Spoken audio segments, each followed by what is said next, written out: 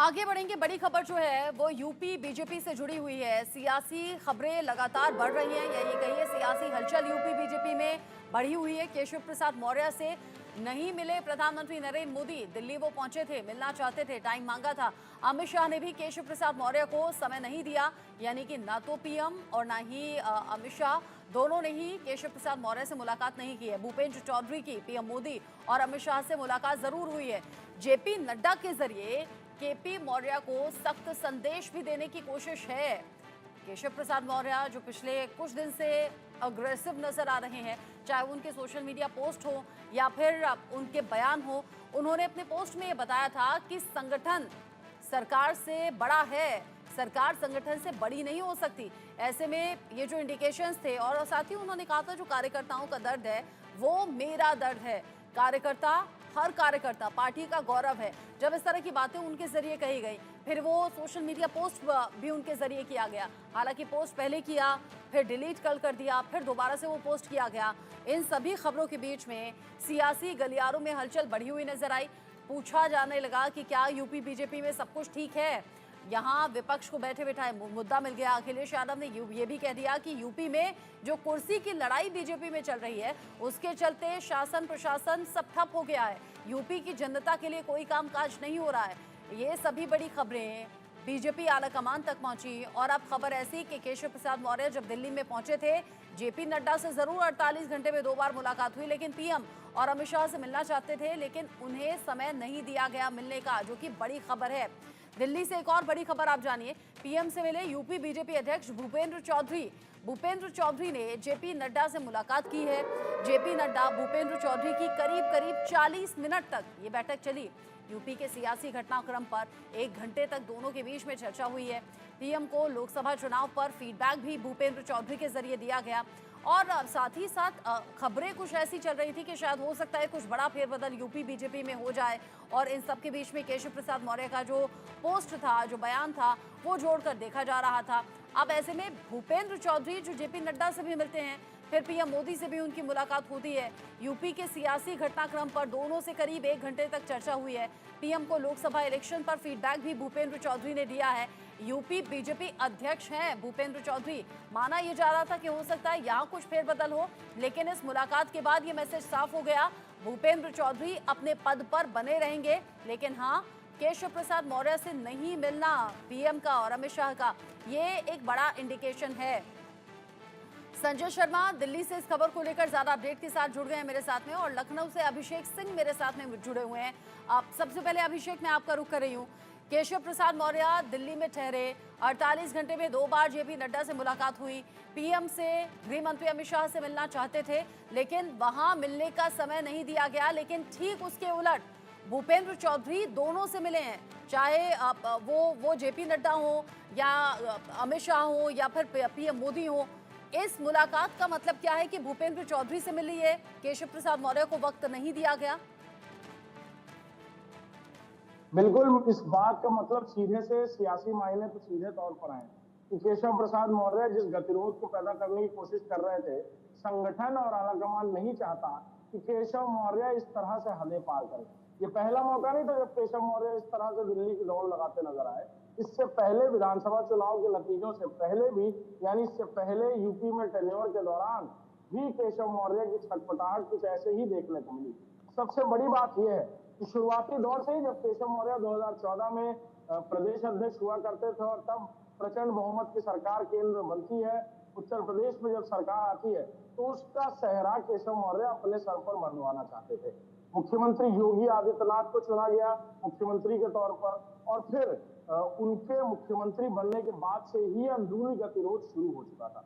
इस बार जब केशव मौर्य ये समझ रहे हैं कि सरकार को 2 साल बचे हैं कार्यकाल के, 2 साल बाद चुनाव होना है, उस वक्त आखिरी पत्ता फेंकने केशव मौर्य दोबारा दिल्ली पहुंचे थे। उनकी तरफ से सारे पैतरे इस्तेमाल किए गए, लेकिन अब जो बातें निकलकर सूत्रों के मुताबिक सामने आई है कि केशव मौर्य को सीधे तौर पर यह मैसेज दे दिया गया है संगठन की तरफ से कि उन्हें सरकार का हिस्सा बनकर काम करना होगा। संगठन और सरकार के बीच जो दरार खड़ी करने की वो कोशिश कर रहे थे, उसे उन्हें रोकना होगा। और साथ ही साथ जब से केशव मौर्य दिल्ली से वापस लौटे, उन्होंने प्रधानमंत्री से मिलने की कोशिश की, अमित शाह से मिलने की कोशिश की, मुलाकात नहीं हो पाई। और सीधे तौर पर एक तरह का मैसेज है कि वो जो करना चाह रहे हैं उससे आने वाले वक्त में भारतीय जनता पार्टी की न सिर्फ छवि धूमल होगी, बल्कि अपने व्यक्तिगत फायदे को लेकर केशव मौर्य जिस मुहिम को मोर्चा बनाने की कोशिश कर रहे थे, एक तरह का माहौल बनाने की कोशिश कर रहे थे, उसे संगठन बहुत अच्छे से भाप रहा है। और अब उन्हें सीधे तौर पर यह ताकीद की गई है कि वो सरकार का हिस्सा बनकर काम करें, सरकार में अपनी भूमिका मजबूती से निभाएं, और जिस संगठन के लिए वो ये बातें कह रहे हैं कि संगठन सरकार से बड़ा होता है, ये कहने की जरूरत नहीं है। सरकार में अपनी भूमिका साबित करके कामकाज के दौरान इसे साबित करते हुए नजर आए। यही वजह है कि जब से वो लखनऊ पहुंचे हैं तब से उन्होंने किसी से मुलाकात नहीं की। यही नहीं, लोकसभा चुनाव के नतीजे आने के बाद केशव मौर्य कई बार दिल्ली दरबार में कूच कर चुके हैं, कई बार अपनी गुहार फरियाद लगा चुके हैं, और ये भी कहते हुए भी वहां नजर आए हैं, जो सूत्रों के मुताबिक जानकारी है कि यहाँ पर बड़े बदलाव की जरूरत है। लेकिन इसे अंदरूनी तौर पर समझना होगा कि वो सीटें जिनका जिम्मा केशव मौर्य को खुद दिया गया था, वही सीटें ही भारतीय जनता पार्टी उनके बूथ तक नहीं जीत पाए। लिहाजा उनको भी आत्मचिंतन, आत्ममंथन का मौका अब राष्ट्रीय नेतृत्व ने दिया है। केशव मौर्य क्या कुछ करते हैं ये बिल्कुल साफ हो गया है, और अभी फिलहाल वो किसी से बात करने को भी तैयार नहीं। अच्छा, चूंकि अखिलेश यादव ने कल सोशल मीडिया पर पोस्ट लिखा था और ये कहा था यूपी बीजेपी में कुर्सी की लड़ाई चल रही है, उत्तर प्रदेश में शासन प्रशासन सब ठप हो गया है और उत्तर प्रदेश की जनता के लिए सोचने वाला कोई नहीं है। ऐसे में केशव प्रसाद मौर्य के पोस्ट की बड़ी चर्चा थी। पहले पोस्ट किया, फिर डिलीट कर दिया, फिर दोबारा पोस्ट किया कि संगठन सरकार से बड़ा है। ऐसे में केशव प्रसाद मौर्य ने एक और पोस्ट भी किया था, लिखा था, सपा बहादुर श्री अखिलेश यादव जी, भाजपा की देश और प्रदेश दोनों जगह मजबूत संगठन और सरकार है। सपा का पीडीए धोखा है। सपा में जो गुंडा राज है उस गुंडा राज की वापसी यूपी में असंभव है।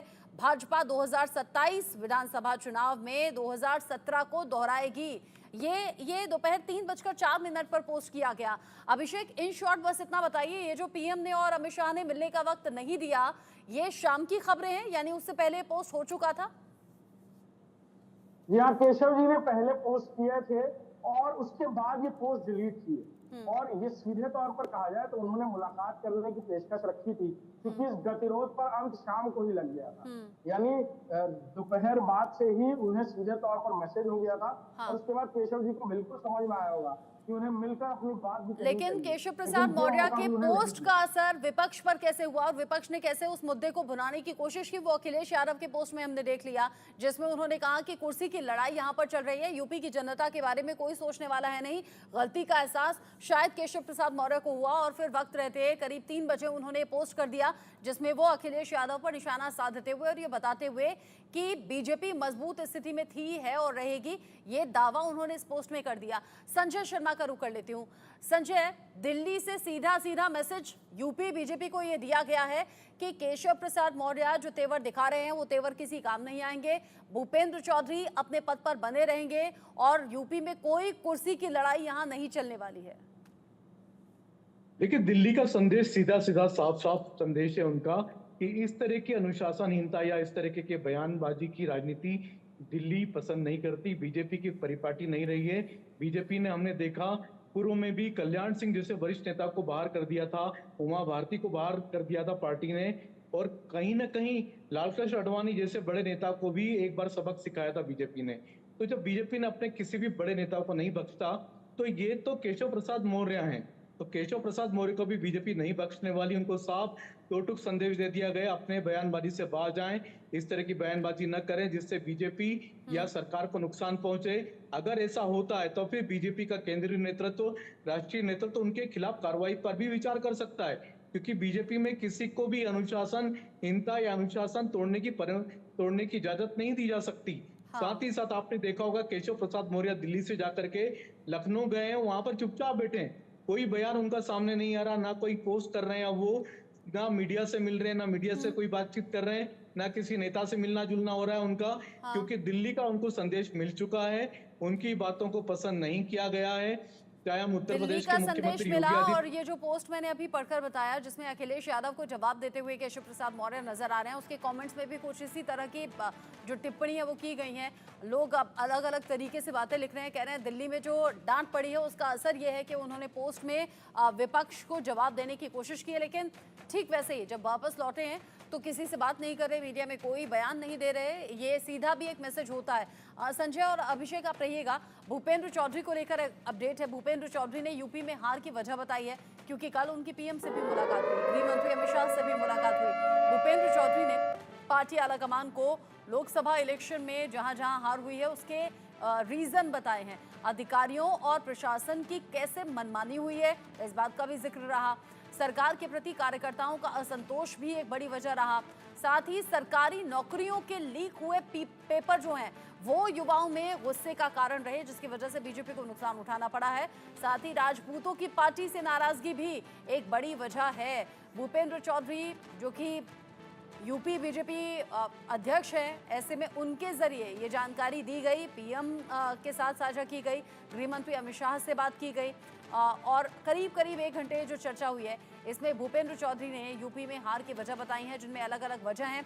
उन्होंने कहा है राजपूतों की जो पार्टी से नाराजगी है वो भारी पड़ गई, अधिकारियों और प्रशासन की मनमानी देखी गई, सरकार के प्रति कार्यकर्ताओं का असंतोष भी एक बड़ी वजह है, सरकारी नौकरियों के जो पेपर लीक हुए उससे नाराजगी युवाओं की बढ़ गई और ये अलग अलग वजह रही जिसकी वजह से बीजेपी को नुकसान उठाना पड़ा है।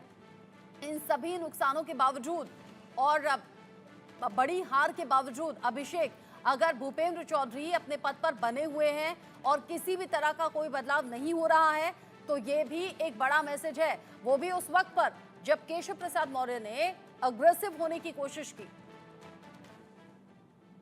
बिल्कुल, भारतीय जनता पार्टी बहुत सोच समझ कर निर्णय लेती है और शायद यही वजह है कि इन सटल निर्णयों की वजह से ही भारतीय जनता पार्टी इस तरह के नतीजे भी हासिल करती है। और शायद यही वजह है कि जल्दबाजी में कोई काम ना करते हुए एक एक बिंदु पर काम करते हुए भारतीय जनता पार्टी कोई बदलाव करती है।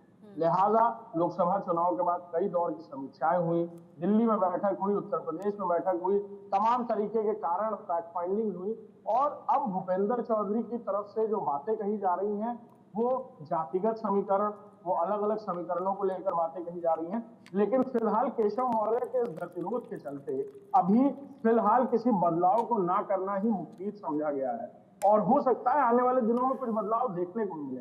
लेकिन हाँ, ये साफ है कि फिलहाल उत्तर प्रदेश की सियासत में कुछ भी बदलने वाला नहीं। प्रदेश अध्यक्ष बने रहेंगे। केशव प्रसाद मौर्य को आखिरी हिदायत दे दी गई है और मुख्यमंत्री खुद एक्शन मोड में आकर काम करते हुए नजर आ रहे हैं और खासतौर पर जो अग्नि परीक्षा है उत्तर प्रदेश में उपचुनाव को लेकर, उसको लेकर खुद मुख्यमंत्री मैदान में उतरे। कल कैसे हमने देखा कि उन्होंने अपने कालिदास मार्ग जो सरकारी आवास है वहां पर सभी मंत्रियों को बुलाया, हर सीट पर 3-3 मंत्रियों की जिम्मेवारी तय की गई है। मुख्यमंत्री ग्राउंड रियलिटी को लेकर बात कर रहे थे कि जनता के बीच जाइए, जनता से बैठकर बात करिए, उनके सुख दुख को सुनिए, जनता के बीच बैठकर अपनी उपस्थिति दर्ज कराइए और ज्यादा से ज्यादा लोगों के काम करने की कोशिश करिए। यानी जनता दर्शन के अलावा भी आप खुद फील्ड में उतरकर काम करिए। ये बातें मुख्यमंत्री खुद करते हुए नजर आ रहे हैं और अब सीधे तौर पर ये देखने को मिल रहा है कि संगठनात्मक जिम्मेदारियां तो अलग हैं, लेकिन मुख्यमंत्री भी मुख्यमंत्री खुद भी योगी आदित्यनाथ कई सारी भूमिकाओं में काम करते हुए नजर आ रहे हैं। और इस उपचुनाव में सबसे अहम बात यह है कि कहीं ना कहीं ऐसा लग रहा है कि बागडोर अब सीधे तौर पर मुख्यमंत्री योगी आदित्यनाथ के हाथ में दे दी गई है। जब उत्तर प्रदेश के संगठनात्मक संरचना को लेकर सवाल हो रहे थे, जब उत्तर प्रदेश के संगठनात्मक संरचना में तब्दीलियों को लेकर सवाल हो रहे थे, तब मुख्यमंत्री सबसे मुफीद चेहरा राष्ट्रीय संगठन को लगे हैं, यानी आलाकमान को लगे हैं, जिनके हाथ में बागडोर फिलहाल दी गई है। और अभी फिलहाल जो जानकारियां मिल रही कि अभी फिलहाल कुछ नहीं बदलेगा, उपचुनाव के बाद भले ही कोई बदलाव देखने को मिले उत्तर प्रदेश में। जिस तरीके से सीधा संदेश है, एक तरफ तो केशव प्रसाद मौर्य थे जो दिल्ली दौरे पर आ गए, यहाँ उन्होंने मीटिंग्स के लिए टाइम मांगा, उधर सीएम योगी आदित्यनाथ थे जो मीटिंग्स कर रहे थे और मीटिंग्स में आने वाले उपचुनावों का जिक्र था। साथ ही साथ अपनी स्पेशल टीम भी बनाई है जिसमें करीब 30 लोग हैं, स्पेशल 30 से कहा जा रहा है और आगे की रणनीतियों पर फोकस है। संजय शर्मा, अगर सीएम योगी अपने काम में लगे हुए हैं, भूपेंद्र चौधरी अगर हार के रीजंस बता रहे हैं, किसी भी तरह का कोई बदलाव नहीं है, तो केशव प्रसाद मौर्य का अगला कदम क्या हो सकता है? क्योंकि पिछले दिनों जिस तरीके से वो अग्रेसिव रहे, या फिर दिल्ली में वो आए या मीटिंग्स के लिए टाइम उन्होंने मांगा, उन्होंने बयान दिया, उन्होंने सोशल मीडिया पर पोस्ट किया, ये ऐसे ही नहीं हुआ होगा। जानकारी ऐसी भी थी कि कुछ बूस्टअप उन्हें किया गया है, कोई बैक से पुश उन्हें मिला है, लेकिन अब जब कुछ नहीं हुआ है, सब एज इट इज है, वापस वो लौट गए हैं, तो केशव प्रसाद मौर्य का अगला कदम क्या हो सकता है? देखिए, उत्तर प्रदेश में बीजेपी को जिस तरह से हार का सामना करना पड़ा लोकसभा चुनाव में, उसकी जो गूंज है वो काफी दिनों तक और काफी दूर तक सुनाई देगी। हालांकि इसमें समय लगेगा, काफी कुछ फेरबदल होना है। उत्तर प्रदेश बीजेपी में काफी सारा फेरबदल हमको देखने को मिलेगा, लेकिन अभी वक्त फेरबदल वाला नहीं है, क्योंकि 10 विधानसभा सीटों पर उपचुनाव होने हैं। लिहाजा पहले उपचुनाव होंगे, उसका रिजल्ट क्या रहता है, उसके बाद फिर पूरी समीक्षा करके राष्ट्रीय आलाकमान ने, राष्ट्रीय नेतृत्व ने चीजें तय की हुई हैं। उसके बाद फिर एक के बाद एक फैसले हो सकते हैं। हालांकि ये फैसले का समय नहीं है। केशव प्रसाद मौर्य को भी यही समझाया गया था, लेकिन केशव प्रसाद मौर्य को लगा कि लोकसभा चुनाव हारने के बाद में योगी आदित्यनाथ पर हमला करने का सबसे बढ़िया, सबसे उपयुक्त मौका यही है। उन्होंने उसको उस तरह से ले लिया, लेकिन जब केंद्रीय नेतृत्व ने उनको सीधे सीधे आंखें दिखाई, उसके बाद केशव प्रसाद मौर्य को अपने स्वर धीमे करने पड़े, अपनी बातें वापस लेना पड़ी। आपने देखा होगा कुछ एक्स पे पोस्ट की भी उनको वापस लेने पड़े, और अब जाकर के चुपचाप बैठे। उनसे कहा गया है इंतजार कीजिए, अगर आपने इसी तरह की हरकतें की, आपने अनुशासनहीनता की, तो फिर पार्टी नेतृत्व को किसी भी हद तक जाना पड़ सकता है। तो केशव प्रसाद मौर्य के पास इंतजार करने के अलावा कोई और दूसरा चारा नहीं है। साथ ही साथ उनको अपने शब्दों का और अपने पोस्ट का, अपने सोशल मीडिया का ध्यान रखना होगा। किसी भी तरीके से बीजेपी या पार्टी को या सरकार को नुकसान न पहुंचे, इस बात का ध्यान रखने की उनको हिदायत दी गई है। और केशव प्रसाद मौर्य अब दिल्ली छोड़ के लखनऊ इसीलिए गए हैं, और ना ही अब वो मीडिया में बात कर रहे हैं, ना सोशल मीडिया में उनका मीडिया किसी से तरह दूरी का बना कोई ली पोस्ट है, कोई रिएक्शन वो दे नहीं रहे हैं। यहाँ से दिल्ली से मैसेज पूरा क्लियर हो गया है, यूपी में किस तरीके से अब सरकार चलेगी, आगे की क्या तैयारियां रहेंगी, और जहां फोकस और डी फोकस होने की बात है, सीएम योगी अपने काम में पूरी तरह से फोकस्ड थे। इधर केशव प्रसाद मौर्य में जरूर ये चाहत थी कि वो दिल्ली आए, मुलाकात करें पीएम मोदी से, गृह मंत्री अमित शाह से, जो कि मिलने का टाइम नहीं दिया गया।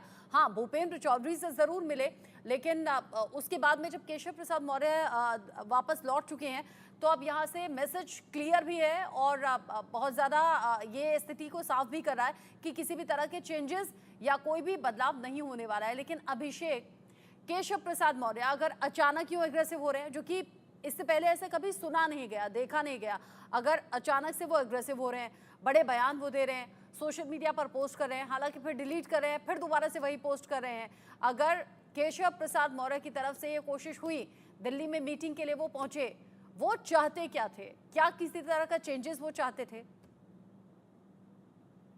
देखिए, बिल्कुल इस बात को समझना होगा कि जब केशव मौर्य 2014 में लोकसभा चुनाव के दौरान से पहले, लोकसभा चुनाव से पहले उत्तर प्रदेश के प्रदेश अध्यक्ष बनाए गए, भारतीय जनता पार्टी ने चमत्कारिक जीत हासिल की। उसके बाद विधानसभा चुनाव हुए, विधानसभा चुनाव में भारतीय जनता पार्टी ने न सिर्फ चमत्कारिक जीत हासिल की, बल्कि उत्तर प्रदेश पर सबकी निगाहें टिकी हुई थी कि कौन मुख्यमंत्री बनेगा। इस मुख्यमंत्री की रेस में केशव मौर्य खुद को सबसे ऊपर समझ रहे थे, सबसे पहले वो चाहते थे कि उन्हें मौका दिया जाए, लेकिन ऐसा नहीं हुआ। और जब योगी आदित्यनाथ को मौका दिया गया मुख्यमंत्री के तौर पर, और जब उन्होंने शपथ ली, तो वो शख्स केशव मौर्य थे जिन्होंने उस दौरान तो कुछ नहीं कहा, लेकिन अपने एक्शन और रिएक्शन से वो बार बार संगठन को ये बात बताते रहे कि उन्हें मौका दिया जाता तो एक बड़ा मैसेज जाता जातिगत आधार पर, समीकरणों के आधार पर, और योगी आदित्यनाथ को मुख्यमंत्री बनाए जाने को लेकर खासा बहुत खुश नहीं थे। हालांकि उनकी इस नाराजगी को समझते हुए संगठन ने उन्हें पहला मौका दिया, प्रदेश अध्यक्ष की भूमिका से हटाकर उन्हें सरकार में डिप्टी सीएम बनाया गया, और उस वक्त दिनेश शर्मा को भी डिप्टी सीएम बनाया गया, संगठन से निकालकर सरकार में लाया गया। उत्तर प्रदेश में कहा जाए तो राजधानी लखनऊ के लंबे समय तक मेयर थे वो। उसके बाद उन्हें संगठन में बड़ी भूमिकाएं दी गई, उपाध्यक्ष बनाया गया, और फिर उन्हें डिप्टी सीएम बनाया गया उत्तर प्रदेश में। तब से लेकर अभी तक केशव मौर्य कई सारे फेसेस देख चुके थे, उनके पास बड़े पोर्टफोलियो थे, जो उन्होंने कहा वो उन्हें दिया गया। संगठन ये समझ रहा था कि केशव मौर्य प्रदेश अध्यक्ष है, लेकिन उस समय जो भी समीकरण बने, मुख्यमंत्री के तौर पर योगी आदित्यनाथ का नाम संगठन ने चुना और फिर उन्हें मुख्यमंत्री बनाया गया। लेकिन केशव जी को भी बार बार, केशव मौर्य को इस बात को उनके एक्शंस के दौरान हर बार खुश करने की, समझाने की संगठन कोशिश करता रहा। और उन्होंने ये पहली बार नहीं कि दिल्ली के लिए कूच की है, इससे पहले कई बार वो दिल्ली के लिए कूच कर चुके हैं। लेकिन मामला खुलकर इतना सामने पहली बार आया जब वो आमने सामने की लड़ाई लड़ने के मूड में आ गए। नतीजे हम सबने देखे। पिछले विधानसभा चुनाव में केशव मौर्य की क्या परफॉर्मेंस थी, जातिगत आधार पर भी कुछ करिश्मा नहीं कर पाए वो। उसके बाद भी संगठन ये समझता रहा कि केशव मौर्य की ये नाराजगी बड़े पैमाने पर एक जातिगत आधार पर वोट बैंक को नुकसान कर सकती है भारतीय जनता पार्टी के। उन्हें हार के मुंह देखने के बावजूद उन्हें दोबारा डिप्टी सीएम बनाया जाता है, और उसके बाद भी उनके मन में ये बात रहती है। लोकसभा चुनाव में भी उनका परफॉर्मेंस हम सबने देखा, आसपास की दोनों सीटें हार गए वो, और उसके बाद भी कोई उनको लेकर निर्णय नहीं लिया गया। केशव मौर्य को ये मुफीद लग रहा था कि इस हार का ठीकरा कहीं से संगठन को वो समझाकर ये बता सकते हैं कि उत्तर प्रदेश में कुछ तब्दीलियां हो और फिर से वो रेस में दौड़ते नजर आए। लेकिन संगठन ने इस बार अपनी लाइन केशव मौर्य के लिए एकदम क्लियर की है। जो संगठन उन्हें बार बार बचाता आया था, हिदायत देकर उनके लिए बहुत कुछ करता आया था, लेकिन इस बार उसी संगठन ने केशव मौर्य के लिए लाइन खींच दी है कि ये लक्ष्मण रेखा है, आपको इसे पार नहीं करना। चाहे सोशल मीडिया पोस्ट हो या फिर गतिरोध पैदा करने की कोशिश हो, संगठन को लेकर बातें कहना, सरकार को लेकर बातें कहना उन्हें पूरी यानी तरह करना अपनी होगा। शर्तों पर अगर कोई चीज मनवाने की कोशिश है उसे एंटरटेन नहीं करेगी बीजेपी आला कमान। साथ ही साथ अगर हार के बावजूद कोई चेंजेस नहीं है, जिम्मेदारियां एज इट इज रखी गई हैं, तो ये भी एक बड़ा और कड़ा संदेश है जो कि दिल्ली से यूपी के लिए क्लियर कर दिया गया है। अभिषेक, संजय, आप दोनों ही नजर बनाए रखिएगा इस बड़ी खबर से जुड़ा आगे जो भी अपडेट होगा।